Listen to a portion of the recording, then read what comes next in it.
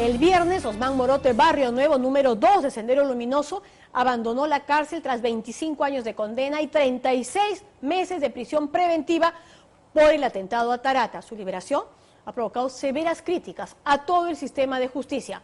Morote es un peligroso y nunca arrepentido terrorista que hoy está en su casa, al igual que otra connotada senderista, Margot Liendo. Recordemos quiénes son estos personajes y cuál fue el rol que desempeñaron cuando el terrorismo golpeaba nuestra nación. El reportaje es de Carla Musqui y Cristian Loaiza. Excesos, errores, limitaciones. Jamás una política genocida ha habido. Lo que yo le digo, política genocida, no.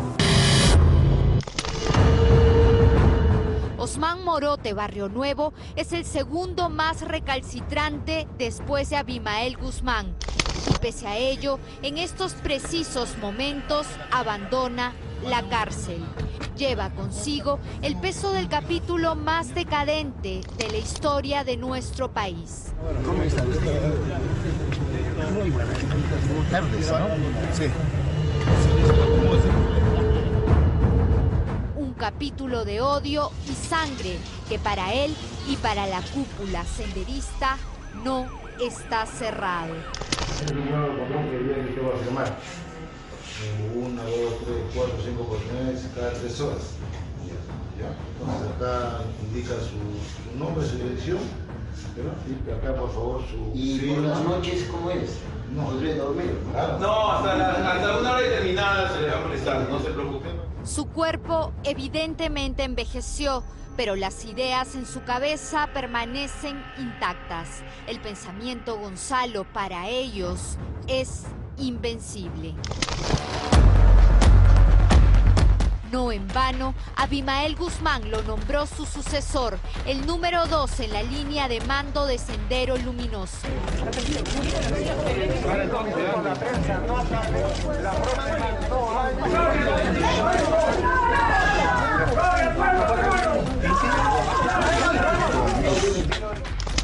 Este distintivo y apocalíptico abrazo sería señal de la continuación de una guerra ideológica en nuestro país.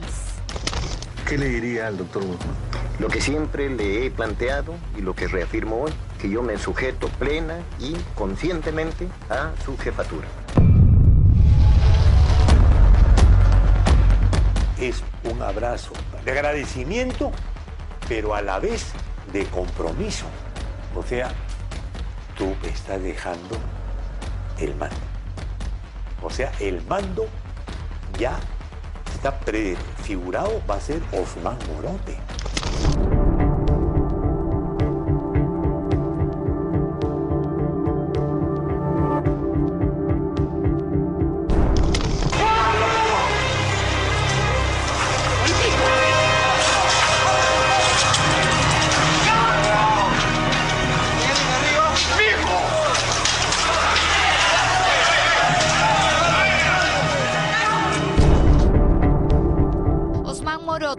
Procesado por terrorismo agravado y homicidio, acusado entre otros de ser autor intelectual de la matanza de Soras en Ayacucho y del atentado de Tarata en Lima. En medio de un descuido de la justicia, finalmente alcanzó su semi-libertad. Osman Morote, líder sanguinario de Sendero Luminoso, llega a su vivienda de Chaclacayo bajo un arresto domiciliario. Fue miembro del Comité Central de Sendero Luminoso, de la cúpula subversiva que ordenó sangrientos atentados hasta en el último rincón del país. Lo que hacían era planear, eran, digamos, el cerebro de la organización. Planear y encargar a ejecutar, porque los que ejecutaban no eran los mandos políticos, sino los mandos militares. Él ha sido el responsable de una organización política en la zona norte del país que ha matado a inocentes, se ha enfrentado a la policía, ha producido bombas, a todo eso. Entonces él tiene que cargar con eso. Y eso es lo que sabe que se le viene. Hay 3 heridos, se ha producido la explosión de un coche bomba. Las casas están también destruidas. pasó, señor? No me estaba hablando por teléfono y una explosión. Dios, hay una víctima. Dios, hay una víctima. Realmente esto es macabro.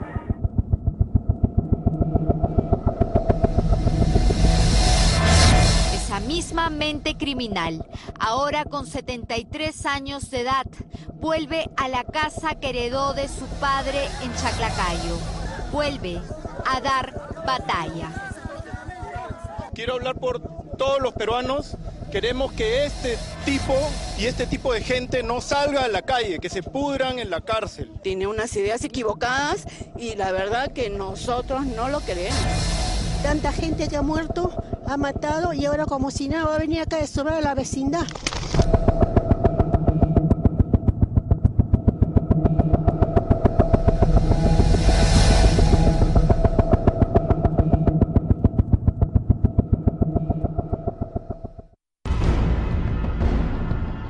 Es el pueblo, es la historia la que juzga definitivamente. Osman Morote Barrio Nuevo era quizá uno de los mandos mejor preparados política e ideológicamente de Sendero Luminoso. Reunía, dicen, todas las condiciones para, en esa organización subversiva, estar sentado a la diestra de Abimael Guzmán. ¿Cuál era el rol que cumplió Osman Morote en la cúpula de Sendero Luminoso? A la fecha de su captura, él era prácticamente el número 2 de la organización. Estamos hablando de 1988, o sea, en pleno apogeo de esta llamada Guerra Popular, integrante del Comité Central. Pero paralelamente a esa función de ser integrante del Comité Central, también era responsable del Comité Regional del Norte. En la década de los 80, Morote desarrolló una intensa actividad subversiva en varios puntos del país, en especial en la Sierra de la Libertad. Desde su puesto, no solo planificó, ordenó las más sangrientas matanzas durante la expansión de Sendero Luminoso por todo el país. Ellos recibían todos los informes a nivel nacional. Después de recibir todos los informes, ellos avalaban lo que planeaban los comités regionales para determinadas acciones. Por ejemplo, la masacre de Lucanamarca, de Soras, diversas matanzas, por ejemplo, en el ámbito de la región de Ayacucho, en el norte, en la Amazonía. Era julio de 1984, cuando se produjo la más grande masacre senderista investigada hasta hoy. Más de un centenar de campesinos fueron asesinados en un solo día durante el recorrido del bus Cabanino en Soras, Ayacucho. Y subieron a la empresa Cabanino y ahí preguntaron a los pasajeros, ¿quiénes son los soreños? Entonces la gente de Soras respondieron, nosotros somos. Entonces lo bajaron y llevaron atrás de una piedra y ahí lo torturaron, lo mataron con piedra. Se trató de una venganza de los altos mandos subversivos, entre ellos Osman Morote, contra los habitantes de Soras, que no aceptaron ser parte de la guerra popular que Sendero Luminoso implantó no por la razón, sino por la violencia. Me acuerdo que les hizo formar, y formar mujeres aparte y hombres aparte. Y de ahí le dijo, aquí ustedes van a morir, le dijo, acá van a morir como perros miserables. Y yo miraba cómo las personas con sus propias sangres, cómo agonizaban y roncaban como si uno mataría ovejas y la oveja no muere, así igualitos, ellos veía que morían así con su propia sangre. Había nevado y todo estaba blanco y toda la sangre se manchaba con la nevada que estaba blanco ahí. Aquella vez, los terroristas asaltaron la comisaría de Coracora, donde los guardias estaban jugando un partido de fulbito. Ingresaron y tomaron sus armas. No solo asesinaron a los pasajeros del bus Cabanino, dieron muerte a decenas de campesinos que se cruzaron por su camino. Como dirigente histórico, ¿se arrepiente de algo? Yo soy simplemente militante del Partido Comunista del Perú. Asumo esa responsabilidad de haber participado en la guerra popular. El concepto de arrepentimiento, de perdón, son conceptos de raíz de tipo religioso y nosotros no somos religiosos. El demencial plan de ataque, bajo el disfraz de la lucha popular, provocó un derramamiento de sangre que ni siquiera con la captura de Morote en 1988, ni con la caída del máximo líder, Abimael Guzmán, en 1992, pudo cesar. Este elemento venía desarrollando una intensa actividad subversiva en la zona norte de nuestro país, específicamente en las serranías de Santiago de Chuco, Huamachuco o Tusco, con la finalidad de crear una base y poder irradiarse hacia las zonas de Cajamarca, Tumbes, Piura, Lambayeque. Yo reitero y afirmo, es el pueblo y es la historia la que juzga definitivamente a la gente.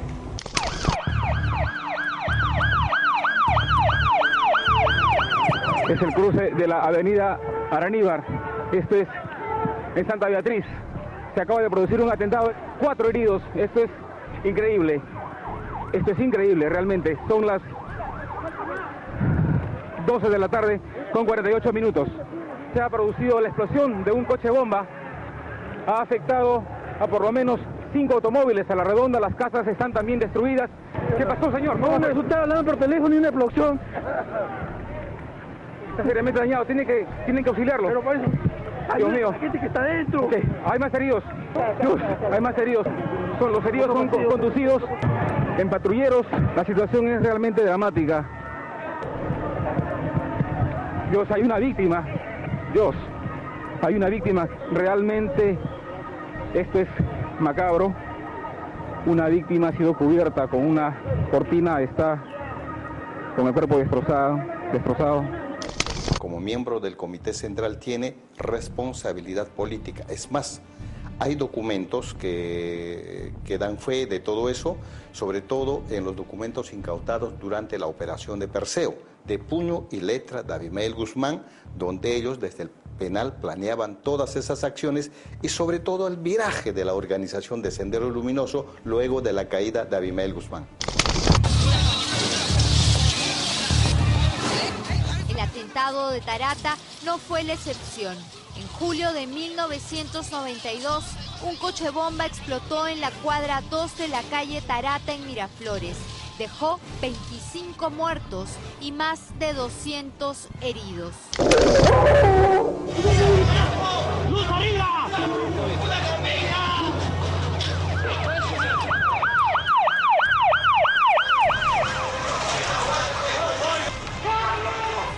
Fue considerado el más duro golpe de Sendero Luminoso en el corazón de Lima. Por lo menos van 7 las personas que están saliendo de este edificio ubicado en Girón Tarata. Una venda, por favor, ¿quién tiene una venda?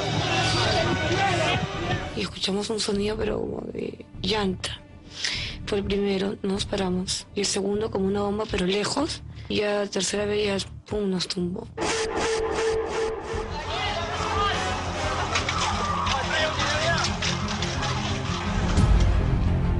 Golpe orquestado, según la Fiscalía, por Osman Morote y toda la cúpula senderista desde la mismísima prisión. No tengo nada que declarar. ¿Por qué razón? Porque no tengo nada que ver con Tarata. ¿Cuándo van a entender? Pruébese que he hecho Tarata yo. Pruébese. Y les creeré. Esa es una farsa completa. No tengo nada que ver con eso. No entienden lo que es lucha armada. ¿Cómo lo van a juzgar? Busquen pues a alguien militar que conozca. Sendero Luminoso siempre se manejó en función a la situación de Abimael Guzmán Reynoso, capturado entonces y sentenciado a cadena perpetua junto a otros 5 terroristas. No hubo más alternativa que anunciar un cambio en las nuevas formas de lucha. No sé si porque se volvieron idiotas o porque... Era parte de un plan. De un plan, pues, ¿no? Ajá. Porque en ese plan han conseguido que salgan muchos cuadros senderistas durante mucho tiempo y después formar lo que se llama el Movadef. Y es precisamente el otrora sanguinario Osman Morote el llamado a liderar la batalla pendiente. Una batalla que ha sido respaldada por el Movadef en las redes. Ya fueron derrotados militarmente. Claro. Lo que toca ahora es derrotarlos ideológicamente. Más que ideológicamente, políticamente. El pensamiento, Gonzalo, difícilmente se reformará. No en vano, pasaron 30 años y la lealtad continúa intacta.